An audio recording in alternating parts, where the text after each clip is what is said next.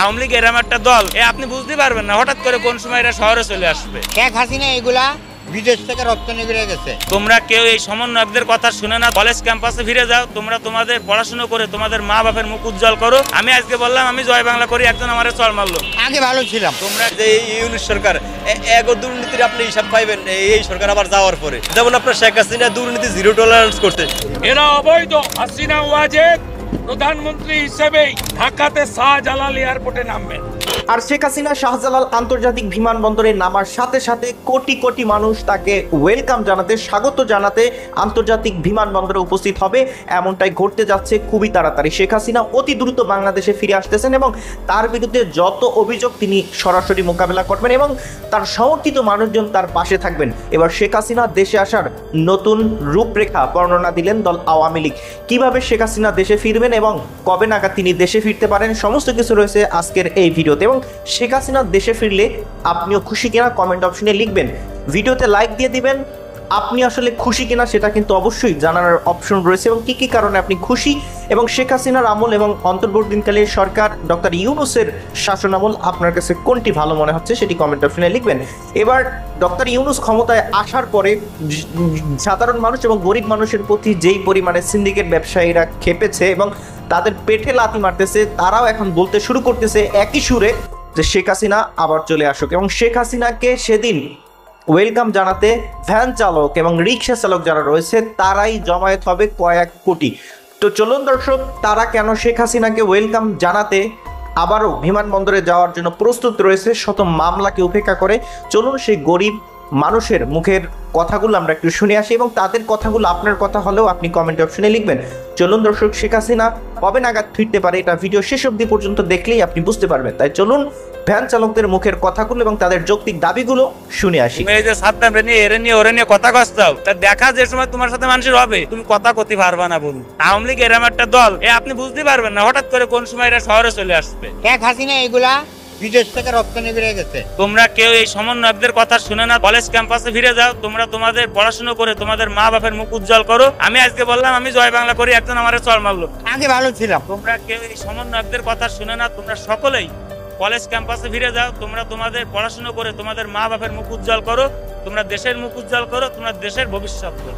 তোমরা সার্জিল আলম আর হাসানাত আব্দুল্লাহ এই যে দেখা না দিয়ে বন্ধু কথা কইও না, দেখা যে সময় তোমার সাথে মানুষের হবে তুমি কথা কতি পারবা না। তুমি এই যে সাদ্দাম রে নিয়ে এরে নিয়ে ওরে নিয়ে কথা কস্তাও, সাদ্দাম হয়তো বা মনে করো যে এই বিএনপি ছেলেবেলের টাকা খাইয়ে পথ দিছে, কিন্তু ওই একে এম ইনামুল হক শামীম, ওই নাজমুল হাসান দুর্জয়, ওই সিদ্দিকী নাজমুল, ওই আহমদ বাহাউদ্দিন নাসিম, ওই মাহবুবুল আলম হানিফ এরাও ছাত্রলীগ করিল। এই আমলের লোকজনও অনেক আছে। আর আওয়ামী লীগ এরকম একটা দল আপনি বুঝতে পারবেন না হঠাৎ করে কোন সময় এরা শহরে চলে আসবে, কোন সময় শহরে ঢুকবে আপনি বুঝতেও পারবেন না, আটকানোর কোনো সুযোগ থাকবে না। আমি আজকে বললাম আমি জয় বাংলা করি, একজন আমারে চল মারলো। আমি বললাম আমি বিএনপি করি, একজন আমারে মারলো। কিন্তু এই গত আমাদের যারা চল মারতে আসতেছে এই লোকটা আসছে গত মাসে আওয়ামী লীগ করতো, এই মাসে বিএনপি করে। কারণ এরাই আসছে ফুটপাত ভাড়া দিয়ে খাবে, ফুটপাতের থেকে চাঁদাবাজি করে খাবে। তার জন্য এদের মা বাপের নাম চেঞ্জ করেও যদি থুতি হয় এরা তাই থবে ভাই। কারণ এরা একবার আওয়ামী লীগ একবার বিএনপি, এদের না আছে পিঠ, না আছে ফাঁসা, না আছে মা, না আছে বাপ। যে ইউনিট সরকার এগো দুর্নীতির আপনি হিসাব পাইবেন এই সরকার আবার যাওয়ার পরে, যেমন আপনার শেখ হাসিনা দুর্নীতি জিরো টলারেন্স করছে। এরা অবৈধ। হাসিনা ওয়াজেদ প্রধানমন্ত্রী হিসেবে ঢাকাতে শাহজালাল এয়ারপোর্টে নামবেন। আপনার এই সার্জিস আলমরা, এই হাসনাত আব্দুল্লাহরা, এই সমন্বয়করা পড়ালেখা একদম ধ্বংস করে দিব। আরে এরা তো দেশের কিছু বুঝেই না, দেশ চালাইবো কেমনে? আপনার এই যে নতুন নতুন যে দল বাংলাদেশে তৈরি হয় এটি তো হয় আপনার ওই যে আবেগবশত অনেক কিছু হয়। আসলে এটার কার্যকলাপ আপনি পরে পাইবেন না। আপনার ওই মানুষ চায় নতুন করে কোনো মাইয়ের ফেমে পড়লে ওই মাইয়ের বাড়ি গাড়ি সব কিছু লিখে দেয়, পরে কিন্তু দেখা যায় ভাত খাওয়ানোর মতো ব্যবস্থা করতে পারে না, মানে ঘরে চাউলও কিনে দিতে পারে না। ওই আবেগের ঠেলায় যা হয় আর এই যে বাংলাদেশে এরা নতুন করে দল করছে, মানে এরা মনে করে যে একপতি মানুষের বা বাংলাদেশের মানুষের যথেষ্ট বিশ্বাস আছে, ভরসা আসে এই দল নিয়ে তারা অনেক দূরে যাইবো, ভবিষ্যৎ তাদের অনেক সুন্দর। আসলে এটা হচ্ছে কি আপনার ওই ভাঙ্গা ঘর হইয়া ওই নিউ ইয়র্কে যাওয়ার স্বপ্ন দেখা আর মানে সার্জিস আলমরা এই দেশে দল করবো, এই দেশে এমপি মন্ত্রী হইবো, বাংলাদেশের প্রধানমন্ত্রী হইবো, সমন্বয়করা দেশ চালাইবো, এটা এই দেশের মানুষ বিশ্বাস করবো, এটা আমরা বিশ্বাস করতে হইবো। এই দেশের মানুষ আমগরে লেজ মোটা পাইছেন, আমরা পাগল পাইছেন, আমরা এই দেশে এই কথা আবার বিশ্বাস করতে হইবো। এবারে ভোট দেওয়ার লাগবো, এও কথা শুনতে হইবো। আরে এরা তো দেশের কিছু বুঝেই না, দেশ চালাইবো কেমনে? 2-4টা বাচ্চা বলা হয় এরা দেশ চালাইবো। তার এগো ভবিষ্যৎ একেবারে করুন, ঠিক আছে, যা মানে কোনো মানুষের হৃদয় কল্পনাও করা যায় না। দুঃখের বিষয় হচ্ছে গিয়া এগুলো ওই সময় খুঁজেই পাওয়া যায়, ঠিক আছে। এইটাই সবচেয়ে বড় দুঃখের বিষয় যে এই সান্দুকের ওই সময় খুঁজেই পাওয়া যায়। আপনার এই সার্জিস আলমরা, এই হাসনাত আব্দুল্লাহরা, এই সমন্বয়করা পড়ালেখাটারে একদম ধ্বংস করে দিব। আপনি পৃথিবীর সব বড় বড় বিশ্ববিদ্যালয় দেখেন, ক্যালিফোর্নিয়া, অক্সফোর্ড, ক্যামব্রিজ, হার্ভার্ড, সব বড় বড় বিশ্ববিদ্যালয় দেখেন, ওইসব জায়গাতে মানে প্রতিনিয়ত বিজ্ঞানীর জন্ম হয়, প্রকৌশলীর জন্ম হয়। কিন্তু এই বাংলাদেশে দেখেন প্রত্যেক দিন ওই বিশ্ববিদ্যালয় থেকে লাশ বাইরে হয়, ঠিক আছে, মানে খারাপ সংবাদ বাইরে হয়। এই দেশে থেকে রাজনীতিবিদ বাইরে হয়, বা ঢাকা বিশ্ববিদ্যালয় থেকে, ঠিক আছে, সন্ত্রাস তৈরি হয়। এই আমলে এই আপনি দেখবেন একদম ঠান্ডা মাথায় পড়ালেখাটা ধ্বংস হয়ে যাবে। এই যে সার্জিস আলমরা এরা তো যারা ভার্সিটিতে পড়ে এরা তো শিক্ষার দিকে দাবি তো করে না, এরা তো মানে রাজনীতির দিকে ফোকাস করতে চায়। তো তোমরা আসো সবাই, রাজনীতি আসো, রাজনীতি করো, বড় কিছু হও। রাজনীতি করলেই আসলে অনেক কিছু হওয়া যায়। রাজনীতি দেশের অর্থকারী ফসল। মানুষের চাষবাস করতে আগে লাভবান হইতো, আর এখন বর্তমানে রাজনীতি করলেই লাভবান হওয়া যায়, ঠিক আছে। রাজনীতি চাষ করলেই যথেষ্ট স্বাবলম্বী হওয়া যায়। মানুষ তো বিদেশে দেখছি পড়ালেখা সফটওয়্যার ইঞ্জিনিয়ার ওইনে কয় লাইফ সেটেল, হ্যাঁ, বড় বড় বিজ্ঞানী ওইনে কয় লাইফ সেটেল। আর বাংলাদেশে তো একটু ভালো রাজনীতি করতে পারলেই লাইফ সেটেল। যেমন হাসনাত আব্দুল্লাহ, সার্জিস আলম, এগুলো লাইফ সেটেল, একটু ভালো রাজনীতি করছে, বাস লাইফ সেটেল। তারা তো সবারই শিখাচ্ছে তোমরা রাজনীতি করো, পড়ালেখা বাদ দিয়ে দাও। এরা এই তো এই আপনার দল গোছাইবো, দল করবো, আর এরা তো ধ্বংস করে আপনার।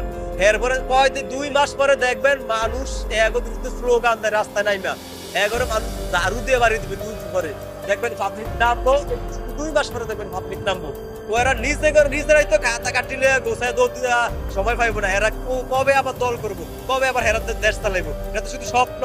আপনার এটা হচ্ছে গিয়া ওই ইউনূস সাহেবের, এটা হচ্ছে কিছু নেতার একটা ষড়যন্ত্র। মানে এই হাসনাত আব্দুল্লাহ, সার্জিস আলম এই সমন্বয় করে দিয়া দলটা একটু ভারী করতে চায়। ভারী করে যেহেতু বড় কোনো দল একটু মাথা ছাড়া দিয়ে উঠলে তাদের একটু দব্বি দিয়ে রাউন যায়, এটাই মূলত কারণ। এই কারণেই এরা এই কাজটা করে। দুর্নীতিতে বাংলাদেশ সব সময় চ্যাম্পিয়ন হয়, আর এটা বিগত সময় চ্যাম্পিয়ন হয়েছে, আর সামনে যারা আইব তাদের সময় তো বাংলাদেশ দুর্নীতি চ্যাম্পিয়ন হইব। আপনার এই যে অনবর্তমানে যারা সরকারে আছে, এই ইউনূস সরকার, এগো দুর্নীতির আপনি হিসাব পাইবেন এই সরকার আবার যাওয়ার পরে। সরকার থাকা অবস্থায় কারো দুর্নীতির তালিকা প্রকাশ পায় না, ঠিক আছে, কারণ আমাদের দুদক একদম স্বাধীন না।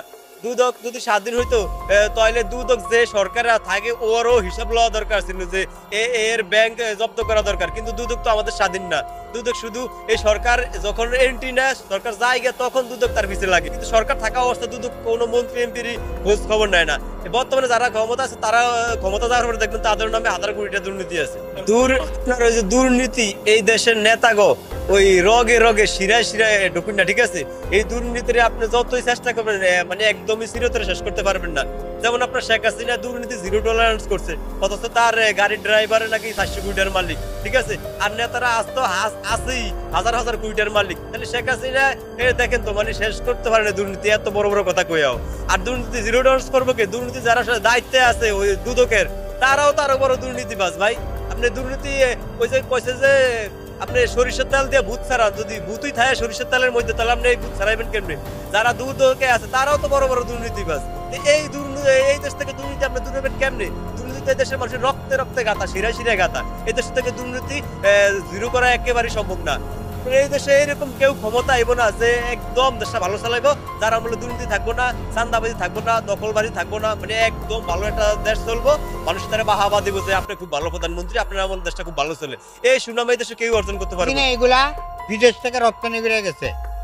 এই গাড়িগুলো আমাদের চরম ক্ষতি। আমার শেখ হাসিনা ভালো করে গেছে, পল্লী জায়গায় পাঠাও, গ্রামে পাঠাও, সিটিতে না। এটা অনেকবার শেখ হাসিনা থাকতো যে সিটিতে চলবো না, কিন্তু এগুলো মানে না। আমরাও খুব কষ্টে, আমাদের এই পায়ে রিক্সা লগো পিঠ দেওয়ালে ঢেকে গেছে, না কইতে পারি না, শুধু আল্লাহর কাছে কই, আল্লাহ তুমি আমাদের হেফাজত করো। কি ভাই, সত্য না মিথ্যা? আগে ভালো ছিলাম, আগে মোটামুটি 600-700 টাকা কাম করছি, আর 300 টাকা কাম করুন মুশকিল হয়ে যায়। ডাক্তার ইউনূসের কাছে আমরা দাবি করি যে এই অটো রিক্সা অন্তত সিটি কর্পোরেশনে না চলুক, হ্যাঁ সাইডে চলুক, আমাদের আপত্তি নেই। গরিব মানুষ তাদের দুবেলা খেতে পারলেই তাদের কিন্তু শান্তি। তারা আসলে এই রাজনীতি বা এই রাজনীতির কোনো মানুষ শেখ হাসিনা ক্ষমতা আসলেও তারা এমনিতে 5 টাকা পাবে না। আর খালেদা জিয়া আসুক বা এই অন্তর্বর্তীকালীন সরকার ডক্টর ইউনূস তার সে ক্ষমতায় থাকুক, গরিব মানুষের এতে কোনো উপকার নাই। তবে গরিব মানুষের এমন জিনিস প্রয়োজন যে সরকার এসে তাদের খাবার সহজ করে দিবে এবং তাদের উপার্জন করার রাস্তা সহজ করে দিবে। এমন সরকার যদি হয় তাহলে সাধারণ মানুষ, গরিব মানুষ, নিম্ন মধ্যবিত্ত, মধ্যবিত্ত এবং ধনীরা তারাও শেখ হাসিনা বা যে এই কাজগুলো করবে তার পক্ষে থাকবে। কারণ যখন উন্মুক্ত হবে, ইনকাম করার রাস্তা যখন উন্মুক্ত হবে, তখন ধনীরা বিজনেস করবে, গরিব মানুষ সেখানে কাজ করার সুযোগ পাবে এবং সেই সুযোগ তারা কাজে লাগিয়ে টাকা উপার্জন করে সেই টাকা দিয়ে তারা সহজ মূল্যে তারা খাবার কিনতে পারবে। কারণ দেশ তখন অনেক পণ্য উৎপাদন করতে পারবে এবং দেশ একটা স্বনির্ভরশীল দেশ হবে। আর স্বনির্ভরশীল দেশ হওয়ার বিকল্প নেই। বাংলাদেশ উন্নত করতে হলে, বাংলাদেশ যদি নিজের পায়ে নিজে দাঁড়াতে হয়, তাহলে নিজের দেশের সমস্ত মানুষ এক মতের হতে হবে, এক ধ্যানের হতে হবে। এখন একজন ক্ষমতা এসে যদি আরেকজনের পেটে লাথি মারার চিন্তা করে বা একজন আরেকজনকে ঘায়েল করার চিন্তা করে, তাহলে এই বাংলাদেশ কখনো উন্নত হবে না। আপনি আসলে কাকে মনে করেন যে সে ক্ষমতায় থাকলে বাংলাদেশ স্বনির্ভরশীল হবে এবং উন্নতির দিকে যাবে? আপনার মতামত আপনি কমেন্ট অপশনে জানিয়ে যাবেন। ভালো থাকবেন সবাই। আসসালামু আলাইকুম ওয়া রাহমাতুল্লাহ।